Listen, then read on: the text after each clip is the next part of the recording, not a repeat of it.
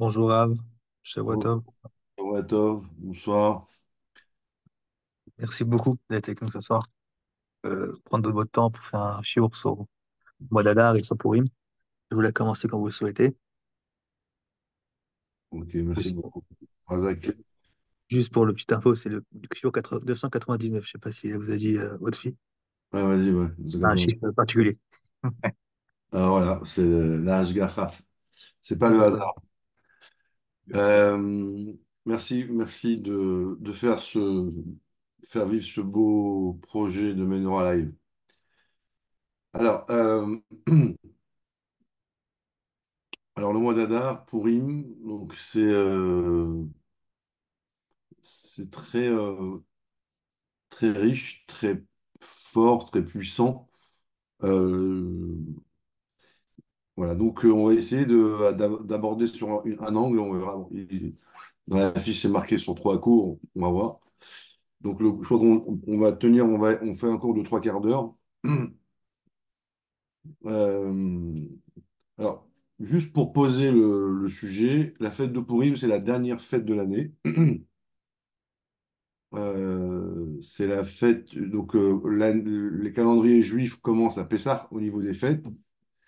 Donc, c'est la fin. C'est la fin d'un cycle. C'est l'apogée du mouvement spirituel, si on peut appeler ça comme ça. Et après, on redémarre. Donc, on finit dans la joie, dans la simcha, ouais, voilà, dans le partage, et on redémarre à Pessah avec la Bdikat Hametz. On repart à zéro, Bdikat Hametz, hein, c'est-à-dire on va chercher l'ego dans les coins avec la lumière. Donc, on repart sur un nouveau cycle. Ouais, donc, on finit dans la joie. Donc, il y a du sens. Toute l'évolution des fêtes jusqu'à Purim, c'est construit, il y a une information. Deuxième chose, Purim, c'est la plus grande fête de l'année. Kippour, la fête de Kippour, c'est Kippourim. Donc la fête de Kippour est comme Purim. Ok. Donc, le dévoilement, la puissance de Purim, c'est la révélation la plus grande. Et il me semble que c'est la fête qui restera quand Mashiach sera là. C'est dans mes souvenirs, j'ai pas été vérifié, mais voilà. Quand on dit qu'une fête restera quand Mashiach sera là, c'est pas une phrase en l'air. C'est que le sens d'une fête, c'est qu'il y a un dévoilement constant dans l'année. Dès qu'il y a un dévoilement supérieur, donc ça s'appelle un Yom Tov ou un Chol HaMoed, donc on fête le fait qu'il y ait une énergie plus grande dans le monde. Si on ne le ressent pas, ben, ça veut dire qu'on n'est pas capteur. Mais si on se met en mode capteur, on est capable de ressentir cette lumière-là.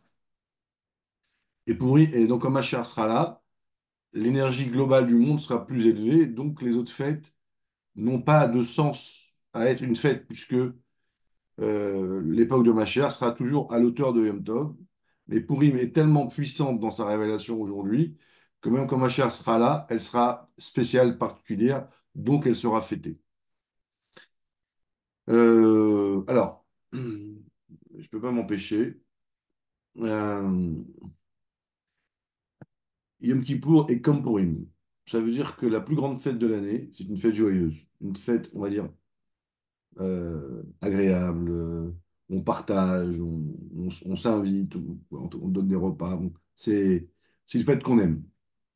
Donc ça veut dire que le propre du judaïsme, s'il fallait encore le démontrer, c'est d'être joyeux, d'être agréable, d'être sympathique, j'ai pas le mot cool parce que le mot cool, ça peut être mal compris, mais dans l'amour et dans la joie. Le côté sérieux et angoissant et stressant et où on impose une Torah où c'est un hall tout le temps, euh, a priori, vous voyez, c'est mitzvah gdola liot besimcha, on le retrouve dans Purim. Et si Kippour, on est sérieux, c'est pour réparer une fête. D'accord? Et même dans Kippour, normalement, on devrait être joyeux. Donc, c'est important. Alors, évidemment, il y a des moments, etc. Euh, Quoique, même au mois de Av, où c'est un mois compliqué, on dit, Av, on diminue la joie, mais on reste joyeux même pendant le mois de Av. Donc, voilà. Donc, souvent, le côté trop rigoureux, trop sérieux, il faut faire attention. que c'est pas l'expression d'un ego déplacé. Voilà, juste, c'est en passant, hein. Après, on peut discuter des heures, mais voilà.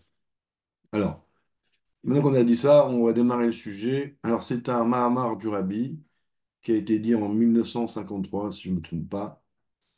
Et il y a le Mahamar est intéressant. Il y a l'introduction aussi du Mahamar qui est intéressant et qui est un petit peu, on pourrait dire, d'actualité. Donc, je vais me rapprocher quand même du texte, parce que c'est étonnant.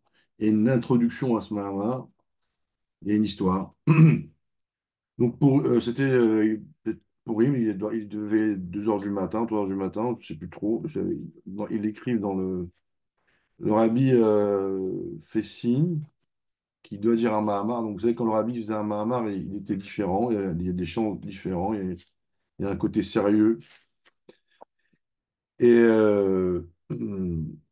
et en introduction, le rabbi il dit que à l'époque du rabbi Rachab, il y avait le tsar est mort, donc il devait aller voter pour un nouveau gouverneur. Et le rabbi Rachab a demandé que les chassidim aillent voter pour un certain personnage. Donc il y a un chassid, les chassidim très très attachés au rabbi, qui vivent dans la choue jour et nuit, qui prient, qui étudient. Le rabbi lui dit d'aller voter, donc lui, il va voter comme si qu'il allait, comme une mitzvah. Donc il va au mikvé, il met le gartel, il va voter, et à la fin, les gens, ils sortent, ils font hurrah, hurrah, parce qu'ils sont contents qu'il y en a un qui a gagné. Et le rabbi, il continue, et le rabbi, il dit hurrah 3 fois, mais là, dans le sens, il est mauvais, hurrah. Et il demande à tous les 770 de dire 3 fois hurrah. Le soir, Staline meurt. Et il s'avère qu'il y avait il y avait un décret très fort qui s'appelle les blouses blanches, donc l'idée, c'est qu'ils ont mis en prison des médecins. Et l'idée, c'était de provoquer des pogroms. Et en Russie, c'était très, j'avais très peur. Ils voulaient un peu exciter les foules contre les Juifs. Et quand Staline est mort, bah, en fait, tout ça, ils ont libéré les médecins, etc. En 92, ce Mahamar qu'on va commencer à étudier, a été proposé au rabbi pour être Mouga, pour être corrigé, parce que il y avait des gens qui avaient entendu, ils étaient enregistrés, je sais pas, mais après, il fallait le corriger. Et dans l'introduction, ils ont marqué cette histoire, et ils disent dans l'introduction, ils écrivent sûrement que Staline est mort par ce Mahamar, entre guillemets, je simplifie, mais... Et en général, le rabbi fait très attention aux introductions, et là, le rabbi, il laisse cette introduction. Donc le rabbi, il laisse l'idée que quand le rabbi il a fait ce Mahamar et qu'il a dit Hurrah 3 fois, il a influencé, si on peut dire, la mort de ce rachat qui était un peu comme un Aman qui voulait détruire, qui voulait créer beaucoup de morts dans l'armée d'Israël. En 92, c'était la guerre du Golfe. À Purim, donc à peu près au ce moment où ce Mahamar a été imprimé, la guerre du Golfe s'est arrêtée, vous vous souvenez. Saddam Hussein avait envahi un pays, le Koweït. Il avait menacé Israël si les Américains se battaient contre Israël, euh, se mêlaient. Il y a eu la guerre, ils ont lancé 39 Scuds. Le rabbi avait dit qu'il n'y aurait pas de mort. Je me souviens, j'étais à l'époque aux États-Unis et on était là, on se demandait. Et il y a eu 39 Scuds qui sont tombés sur Israël. Je me souviens, on cherchait des télés pour voir, on était à New York pour voir les informations. On avait trouvé une télé là-bas chez un monsieur, sur Antenne 2, le speaker, il disait c'était un miracle. Il y avait des immeubles qui s'effondraient, ils avaient trouvé des bébés vivants en dessous. Sur les bases américaines, il y avait eu quelques missiles qui sont tombés, et il y a eu des dizaines, des vingtaines de beaucoup, beaucoup de morts. 40, 39 cultes sur Israël, c'est des missiles extrêmement grands, sur des immeubles, aucun mort. Il y a eu 2 morts de crise cardiaque. Voilà, donc on espère que cette année à Purim, encore il y a des miracles, parce que c'est un peu les choses qui se répètent. Donc il y a des Haman qui reviennent à chaque époque.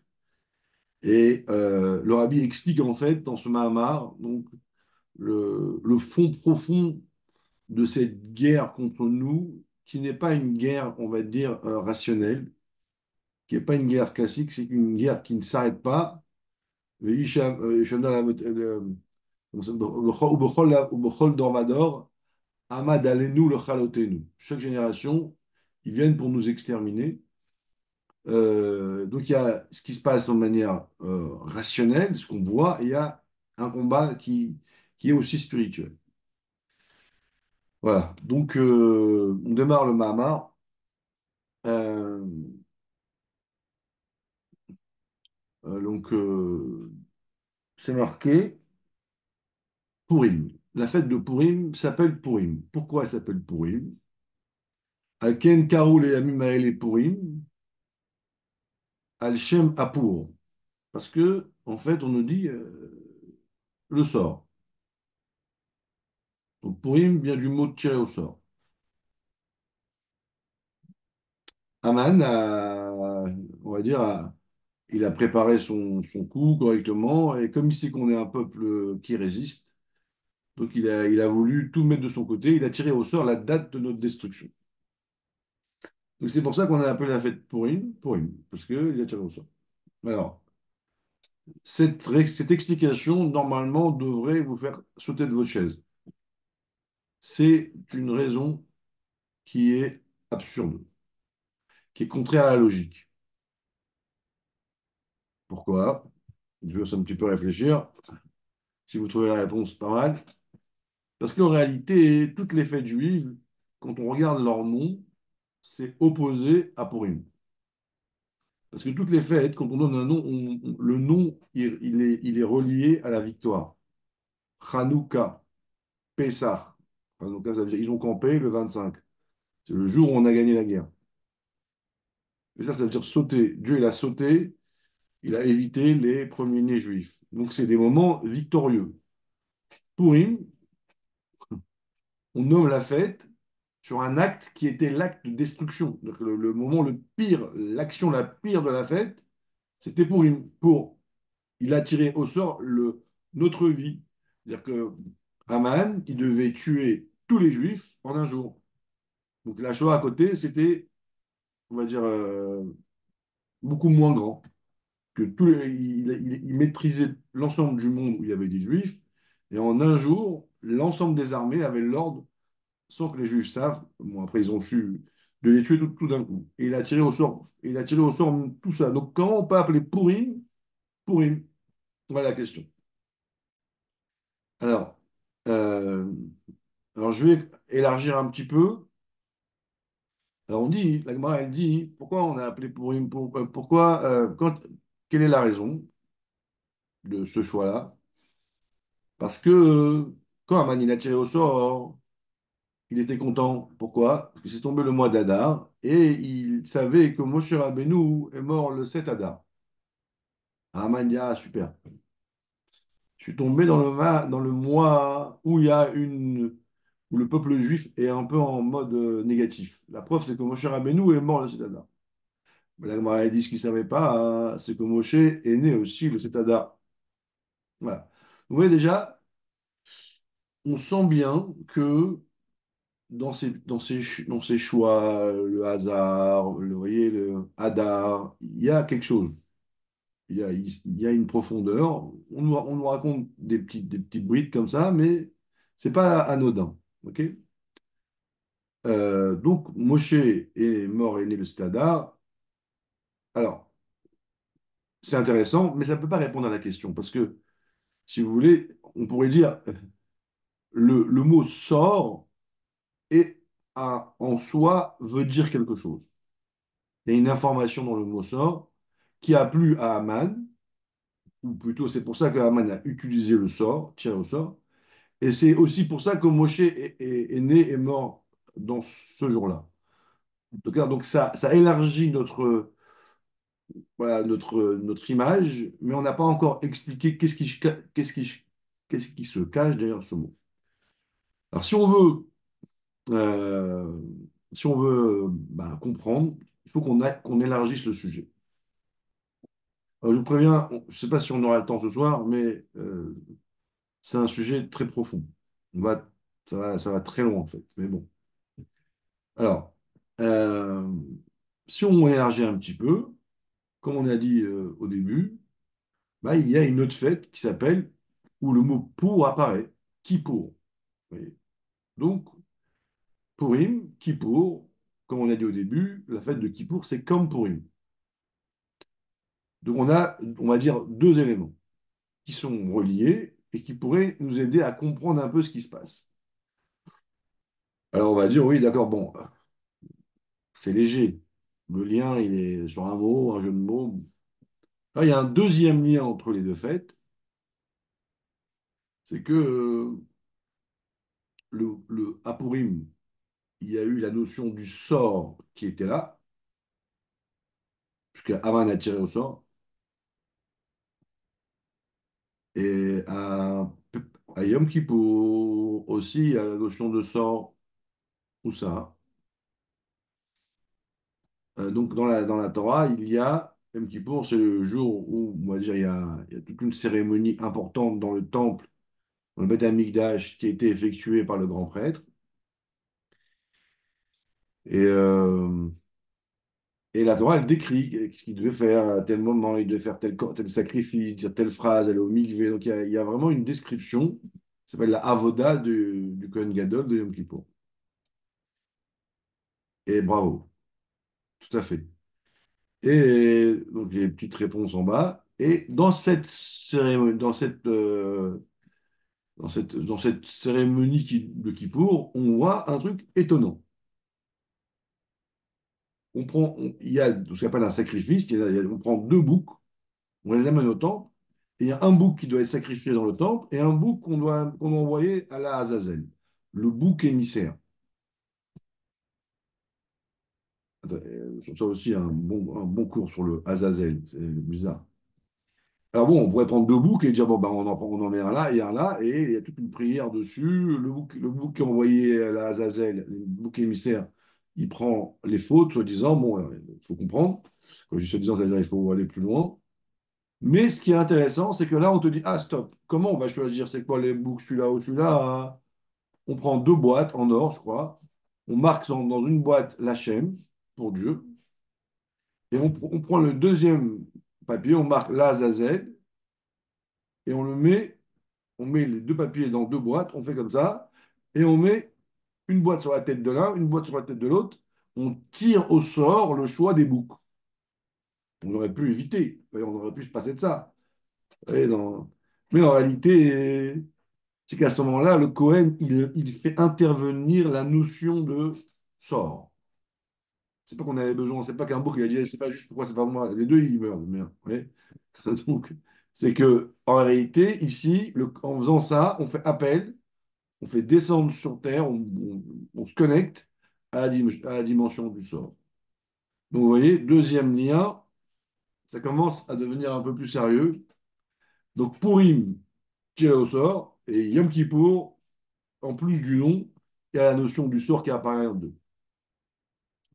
Si on veut, juste pour le plaisir, ce que je vous dis, c'est pas écrit dans le Mahamar, mais c'est juste pour le plaisir, c'est écrit dans d'autres Mahamars, le lien entre Purim et Yom Kippour, c'est que ceux qui ont.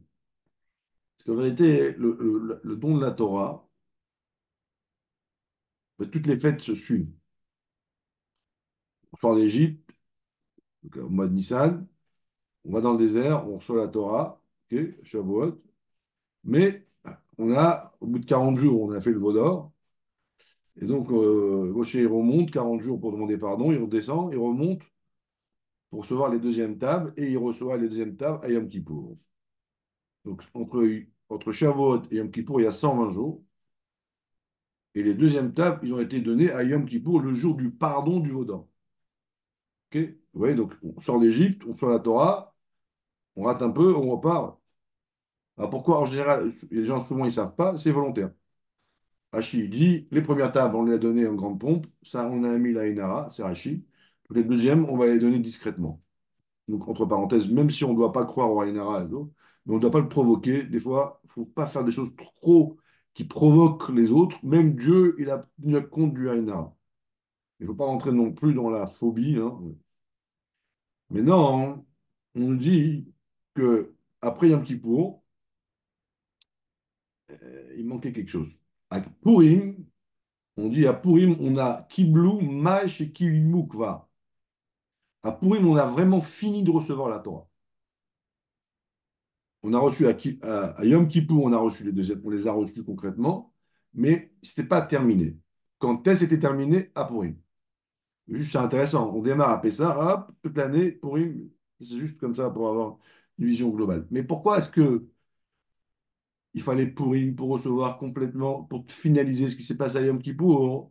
Parce qu'on dit qu'à Yom Kippour, Dieu, il a mis la montagne sur la tête des Juifs. Il leur a dit, si vous acceptez pas, je vous tue. En réalité, le Mourazaken, il dit, c'est quoi mettre la tête sur la tête des Juifs? C'est pas qu'il les a obligés, il n'a pas besoin, il était fou amoureux.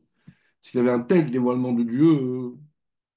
Ils sont morts, Anochi, Hachem, il y a eu bon, voilà, il y avait un tel dévoilement. La montagne, le Admorazaken dit c'est comme deux bras. Il y avait un tel amour, une étreinte tellement fort qu'ils n'avaient pas le choix. Des fois, vous êtes avec des gens, ils sont tellement sublimes, ils ont une telle aura, voilà, que votre capacité de choix n'existe pas. Donc, ils ont été forcés à recevoir la Torah par amour. On peut être violent par amour.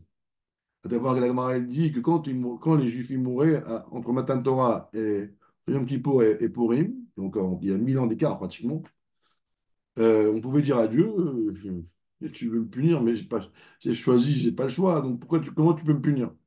C'est la Gemara elle dit c'était un argument que les Neshamot pourraient dire à 120 ans sur les fautes qu'on a fait. À Purim, on te dit qu'on était pendant un an en mode condamné à mort, et les Juifs le savaient. S'ils se convertissaient, on ne les tuait pas, parce que la condamnation à mort était que sur les Juifs. Et ils étaient dans un état donc, de danger de mort. Spirituellement, il n'y avait pas de révélation. Et matériellement, on était condamné à mort. Et malgré tout, on est resté fidèle à Dieu pendant un an. Alors là, réellement, on a choisi la Torah dans la galère. Donc là, on a réellement choisi la Torah. Comme si quand vous vous mariez, il est intelligent, il est beau, il a de l'argent, voilà. Mais un jour, ben, la vie est un peu compliquée, je sais pas, il y a un accident, shalom, et vous restez fidèle à lui et vous l'aimez. Quand il va mieux, il te dit, je sais que tu m'aimes vraiment. Donc vous voyez, Kiimu, Mash et Kiblou. Ça, c'est une parenthèse. On voit bien que entre Kippour et Purim, il y a un lien. Ouais, c'est comme une suite. Mais ça, vous l'oubliez. Maintenant, là, on va rentrer dans un troisième lien. Avec ça fait quatre, mais celui-là, c'est en plus. Un troisième lien, mais celui-là, il est un peu plus compliqué. Et là, on rentre vraiment dans le vif du sujet. C'est que pendant que la Megillah, il y a quelque chose que tout le monde connaît, je crois, c'est que la Megillah, elle est Esther. Elle s'est cachée. Il n'y a pas le nom de Dieu dans toute la Megillah. Bien que c'est le dernier livre du Tanakh, vous voyez, c'est le dernier livre du Tanakh, donc c'est un livre du Tanakh, juste avant le deuxième temple, il a été écrit Esther, cachée. Pourquoi? On te dit, Dieu, il est caché dans le mot Meler, mais il n'y a pas écrit. Pourquoi il fait ça? Quelle est la raison d'écrire un livre par Dieu, d'accord? Pour Dieu, le plus grand tour de l'année, et il n'y a pas son nom. Qu'est-ce qui se passe? Il y a une crise, c'est quoi l'histoire? Quel est le... On te dit Megillat Esther, on dévoile ce qui est caché, mais... Alors on te dit, à Purim, il y a la même chose. Ah, Yom Kippour, pardon. Comment? C'est marqué qu'on sert Dieu quand on fait les sacrifices, l'ifné availlé, devant availlé. On fait les sacrifices devant Dieu. C'est écrit, je crois, dans le Zohar, que l'ifné, ça ne veut pas dire devant, c'est devant, au-dessus availlé. Donc, en gros, j'explique un tout petit peu, après on va aller plus profondément. Il y a le nom de Dieu, il y a Dieu qui s'exprime euh, à travers des noms, Elohim, Havayé, Yud-Keh-Vav-Keh, et il y a un niveau qui est au-dessus. Et Yom Kippour, c'est quel niveau qui se dévoile? C'est un niveau qui n'a pas de nom, et on l'appelle au-dessus d'Havayé. Donc ce niveau-là, qui est aussi à Purim, donc comme il n'y a pas de nom, comme on ne peut pas le définir, eh ben, il est caché. juste pour vous montrer que ce sujet-là, il paraît abstrait, mais pas du tout. Tous les jours, quand vous faites la tefila, vous faites Baruch Ata Hashem Elokeinu. Elohim, c'est un nom de Dieu. Havaye, Hashem, c'est un nom de Dieu. Et Ata, c'est tu, c'est le nom, c'est Dieu qu'on ne peut pas définir. Tu. Il n'y a pas de nom. Lifne Havaye. Ou pareil, Anochi, Hashem Elokecha. Anochi, c'est je. Il n'y a pas de nom. Ok. Donc, troisième lien entre Purim et Yom Kippour, c'est que dans les deux, il y a un dévoilement d'une dimension qui n'est pas nommable. Donc, chacun il l'exprime comme il peut, au-dessus où on ne marque pas, c'est ce niveau-là qu'on appelle l'essence. Je, tu. Ok. Voilà. Donc, ça, c'est, on va dire, une introduction à Purim. Donc, c'est le début du Bamar, la question.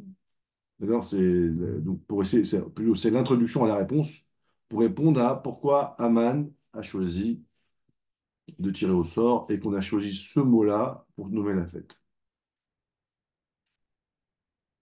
Alors, donc, je vais prendre mon temps. Donc, on va s'arrêter au milieu. D'accord? On continuera la semaine prochaine parce que je ne veux pas bâcler les choses. Donc, voilà, je vais me balader un peu. D'accord? On va essayer de comprendre vraiment ce qui se passe euh, parce que c'est un vrai sujet.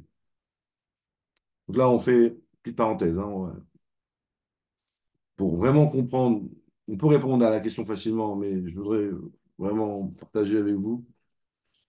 Alors,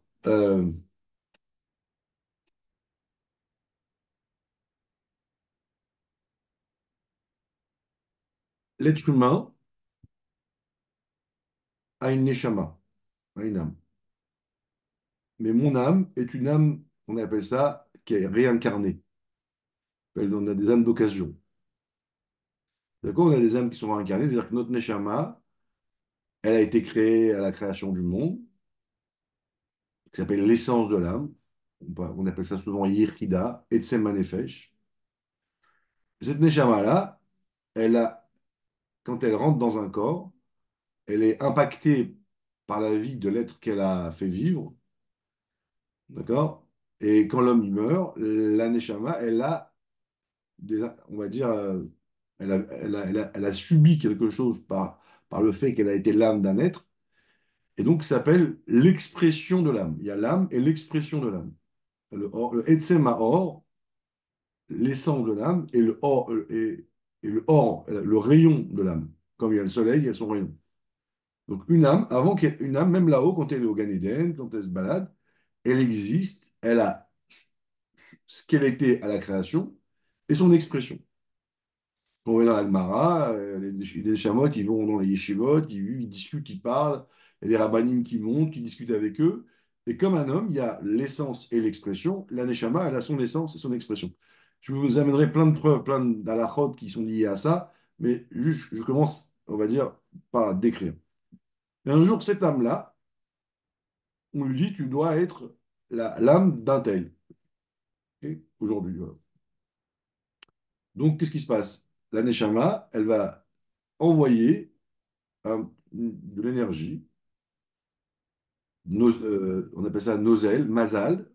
Il y a un flux tout petit qui reçoit un coup ici, donc, où ce flux-là oublie en fait sa source, oublie le un et le 2, ça veut dire l'essence de l'âme et son expression. D'accord? Donc, on va dire, il y a un niveau 3 qui apparaît, c'est le flux qui va pénétrer le bébé, 4, le corps du bébé, un, 2, 3, 4, et l'enfant va construire son conscient par son expérience. Ok. Il va avoir une maman comme ça, dans le ventre de la mère, on parle au bébé ou pas, il naît, on lui apprend à parler, on lui apprend à aimer, on le développe donc il va développer son conscient. Donc, dans l'énergie qu'on lui a donnée, mais qui était vierge. On appelle ça les 10 sphirotes, le conscient de l'enfant, le conscient de l'être humain. Donc un être humain est constitué de 4 éléments. L'essence de l'âme, l'expression de l'âme, mon expression à moi et mon essence. Moi. Je simplifie un peu. Hein. En français, on peut appeler ça mon conscient et mon inconscient. Ça, si vous ne l'avez pas intégré, En fait, c'est un problème. Vous allez voir pourquoi. Parce qu'en fait, on est constamment lié à ces deux notions. Je vous donne un exemple. C'est marqué dans le Kitsur Shwanaro. Donc, on n'est pas, on est ni mystique. Kitsur Shwanaro. Il y a une histoire que vous connaissez. Il y a une femme qui se promène dans la rue. Il y a un homme qui la croise et qui lui dit, Madame, vous êtes enceinte et vous allez avoir un bébé. Elle est contente. Il lui dit, mais sur votre enfant, ça va être un voleur. Bon. Donc, c'est un voyant. Je répète cette histoire-là, elle est écrite dans le Kitsur Shwanaro. Donc, ça veut dire. Comment dire. Donc, qu'est-ce qu'elle a fait, la femme? On dit, elle lui a mis à l'enfant une kippa. L'enfant est devenu un grand rave. Un jour, il s'est endormi sous un dattier. Il s'est réveillé. Il a vu une belle grappe de dattes. Il est monté. Il a cueilli la grappe de dattes. Il est descendu. Il prend une date. Il fait il voit qu'il a perdu sa kippa en dessous. Mais sa kippa, il s'est rendu compte qu'il a cueilli des dattes. Savoir, c'est quelqu'un. C'est pas, ça appartient. C'est du vol. Là, il a reposé les dattes. C'est quoi l'histoire? C'est quoi l'histoire de cette histoire? Alors, en vérité, premièrement, de là, on apprend que on peut naître mauvais, tendance mauvais. L'enfant est né, il a une tendance de voler. Donc, si c'est valable là, c'est valable. Il y a d'autres histoires où on voit ça. D'accord? Vous savez, hein? C'est pas l'essence de l'âme. L'essence de l'âme, elle est toujours cachée, hein. Mais dans l'expression de l'âme, d'accord? On appelle le niveau de Chaya en Kabbalah. Voilà. Bon, il y a plusieurs noms, mais je ne veux pas trop embrouiller, ok, qui est imprégné par les anciens Gilgulim, ok, ben, il peut y avoir, je peux être porteur d'une tendance qui vient de mon inconscient, qui vient d'une ancienne Gilgul. Et quand la femme, elle a mis la kippa, elle a pas, je pense pas que, c'est pas écrit, mais je pense pas que d'un coup, c'est lui est venu comme ça, ou peut-être, mais sûrement qu'elle a demandé à un rave, ou quoi. Il a dit de mettre la kippa. Pourquoi la kippa? Parce que la kippa, vous voyez, c'est quelque chose qui est makif. Donc ça a un impact sur mon inconscient. Il y a beaucoup de mitzvot qui ont un impact sur l'inconscient. Le talit, la choupa, la souka et d'autres. Ok, donc on voit que l'être humain, dans sa vie, il interagit dans son conscient et dans son inconscient. Donc la maman, quand elle a mis la kippa sur l'enfant, alors je ne sais pas si elle l'a fait intuitivement, ou elle a demandé à un rave, ou elle a été inspirée, bon, ou pas, mais en tous les cas, elle a agi, elle a influencé sur l'inconscient de l'enfant, sur le chaya de l'enfant. C'est lié aussi avec le code du Yud, mais bon, on reste là. Et, et avec ça, quand il avait la kippa sur la tête, en fait, eh ben, la tendance de son inconscient était moins fort, donc c'est devenu un grand art. Ok. Donc, c'est pas du tout quelque chose de mystique ou voilà, c'est très présent. Par exemple, c'est écrit que les mitzvot positifs, ça agit sur mon conscient, sur mes 10 sphérotes du conscient. Donc, le conscient, c'est Chabad, l'intellect et les émotions et l'action. Donc, je maîtrise mes réflexions, je maîtrise mes émotions aussi, mon action. Le lota, c'est tout est pardon, excusez-moi.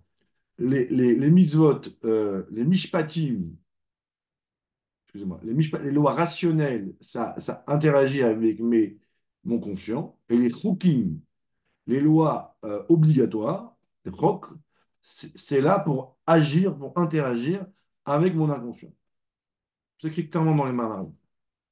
Donc vous voyez, donc la Torah, j'ai envie de dire, la psychologie, etc., elle n'a rien inventé. Et je pense qu'elle s'est beaucoup inspirée de la Torah pour parler de l'inconscient, etc. Alors, il y a des chitotes qui sont mal, des chitotes qui sont bien, comme Freud, qui n'est pas conseillé, et Frankel, la logothérapie, qui est conseillée, mais en réalité, ils se sont inspirés de la Torah. Vous allez voir, ça n'arrête pas. Ok.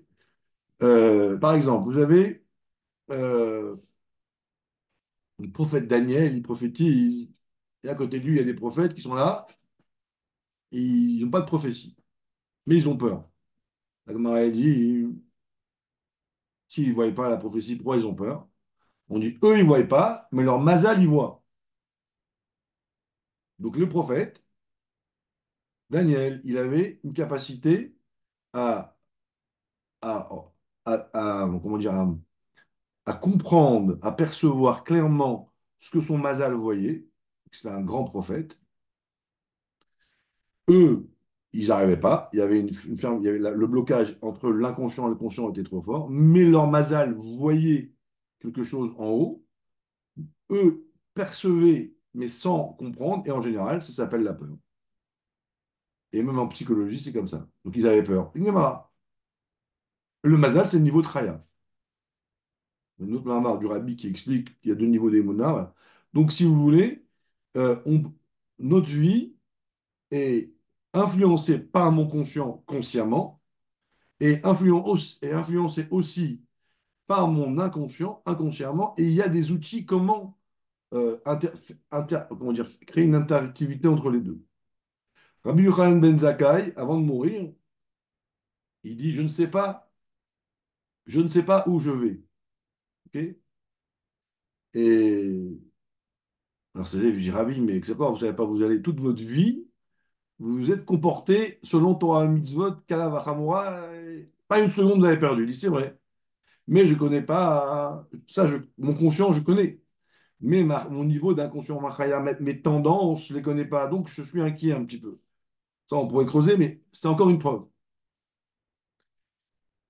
Voilà, donc ce que je veux vous dire, c'est que en réalité, euh, la Torah, oui, je vous ai amené trois, quatre, il y en a d'autres, hein, mais trois, quatre sources mais, et importantes, tous les Chukim, oui, où on voit qu'un être humain est, est géré par son conscient et a des tendances par son inconscient. Et quand on vit, vous voyez, la kippa, la choupa, le talit, la souka, vous voyez, tous les Chukim, etc., c'est lié à ça. Alors, par exemple, une leçon de ça, déjà concrètement. Quand on éduque un enfant, c'est marqué que la première chose qu'on doit apprendre à l'enfant, c'est qu'il doit dire Torah Tzievalanu, Moshe Moracha, Kilat Yaakov. La première phrase qu'il doit répéter quand il commence à savoir euh, parler, mais qu'il n'est pas encore comprendre, il n'est pas encore capable de comprendre. Et la suite de la Gemara, que je ne vais pas, elle est terrible en fait. Celui qui n'apprend pas à son enfant Torah Tzivanu au début, voilà, je- c'est pas bon. Si, et quand l'enfant commence à comprendre, tout de suite, on doit lui expliquer tout. Et ça change la vie de l'enfant. Quel intérêt de commencer à, à faire répéter bêtement à un enfant quelque chose? C'est qu'en réalité, à chaque fois qu'on demande on dit que toute sa vie, après, il va apprendre à accepter les choses qu'il ne comprend pas. Vous voyez, quand vous grandissez, vous commencez à avoir des amis, vous commencez à avoir des fréquentations, et là, ils vont commencer à essayer à vous dire, bon, bah, tu peux fumer une cigarette, de la drogue, crachum, tout ça, c'est pas grave. Et l'enfant, s'il est construit que sur sa logique, il peut se laisser influencer. Par contre, si la mère ou le père, il lui a inculqué la notion de, t'as raison, mais on m'a toujours dit non, donc je vais te dire non. Voilà. Vous voyez, donc il va se. Le fait qu'on a éduquer l'enfant avant de comprendre, on l'a éduqué à obéir, il va obéir à ses règles à lui et il va se protéger des fois des séducteurs, du renard. Mais en réalité, c'est quoi? C'est que dans l'éducation globale d'un enfant, c'est pas seulement quand il est. Des fois, on dit à un enfant non. Et l'enfant, il dit pourquoi? Et on sent que des fois, il ne faut pas expliquer. Il faut expliquer tout le temps, mais des fois, on lui dit c'est comme ça. Pourquoi? Parce que là, il se passe quelque chose et en réalité, intuitivement, attention, hein, de temps en temps, on doit reprogrammer l'inconscient de l'enfant. Et comment on reprogramme? En lui disant, je ne veux pas t'expliquer là. Après, chacun il fait comme il veut, on est un psychologue, etc. Mais je suis dans de manière globale. Quand on arrive à l'armée, on apprend aux soldats à obéir. Vous voyez, garde à vous. Vous voyez, pourquoi? Parce que on sait que quand tu vas être sur le front, que tu vas être en danger de mort, si tu es conscient, tu vas te sauver. Des balles qui arrivent. Le conscient, il est égoïste en général. Par contre, si tu apprends à utiliser ton inconscient, l'inconscient, il a d'autres formes de fonctionnement, mais donc même chez les goïs, qu'on voit que c'est à l'armée, obéit. Le commandant, il te dit ça, c'est comme ça. Parce que quand l'inconscient, il se révèle, au moment de l'instinct de survie, eh ben, c'est la force qu'il faut pour pouvoir se battre et pour pouvoir réussir les combats. Je ne veux pas rentrer maintenant là-dessus, mais on le voit en Israël ce qui se passe. Voilà. Alors, euh, le temps passe et on arrive à la fin du temps imparti pour ce cours-là. Juste pour vous dire qu'en réalité, je vous donne la piste pour la suite. Aman, quand il a tiré au sort, il a voulu attaquer le Ham Israël dans l'inconscient de Dieu.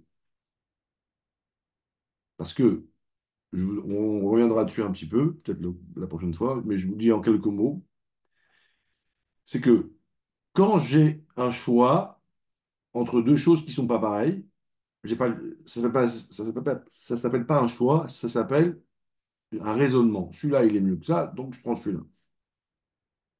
Quand j'ai deux choses pareilles, d'accord, et que je dois choisir l'un ou l'autre, ok, et ben, là, ça s'appelle un choix, parce que les deux sont pareils. Ils sont il n'y a pas un mieux que l'autre. Donc, quand Aman, il a dit, les Juifs, dans le monde du conscient, dans le monde où il y a du raisonnement, ils sont plus forts que nous, parce ils se comportent bien, ils font les mitzvot, la Torah, ils ont plein de mérites. Donc là, Dieu, il va les choisir forcément. Qu'est-ce qu'il a fait Aman? Il est remonté dans l'inconscient de Dieu. Alors, le mot inconscient, voilà, c'est un mot, vous pouvez trouver d'autres termes, hein. C'est dans le niveau du Etsem. Et là-bas, le bien et le mal, c'est pareil. Et parce que Dieu, c'est Dieu qui crée le bien et qui crée le mal. Donc le bien et le mal, c'est subjectif. Et donc là, dans l'inconscient de Dieu, dans l'essence de Dieu, le goy et le juif, le mal, le bien, c'est comme un père. Il peut avoir un enfant qui se comporte, qui a des grandes études et un enfant qui est simple. Donc, au niveau de ses études, le père va préférer l'un ou l'autre.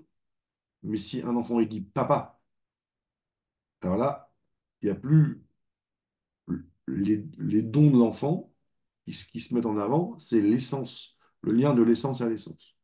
Ben, c'est ça qu'Aman a voulu faire. En tirant au sort, il a voulu se connecter à l'essence de Dieu en disant pourquoi tout le temps le peuple juif, c'est lui qui représente, qui est choisi par toi, choisi des fois d'autres peuples, et ne regarde pas ce qu'ils font ou ce qu'on fait. On est des créatures comme eux. C'est ça l'idée du sort. Le sort, c'est quand je tire au sort, c'est quand j'ai deux éléments qui sont égaux et que mon cerveau n'est pas capable, donc mon cerveau est soumis au choix du sort. Donc on fait appel à une dimension qui est au-dessus. Voilà.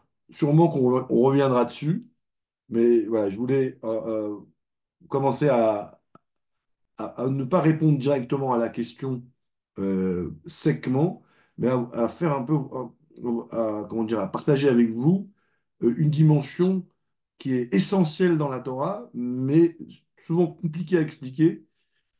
Juste pour finir, pour le plaisir, après je m'arrête parce que c'est de la gourmandise. Le mariage, c'est une connexion de l'inconscient de l'homme à l'inconscient de la femme. Vous voyez, puisque on est marié, comme les gars ils disent la Bible, pour le meilleur et pour le pire, on est lié.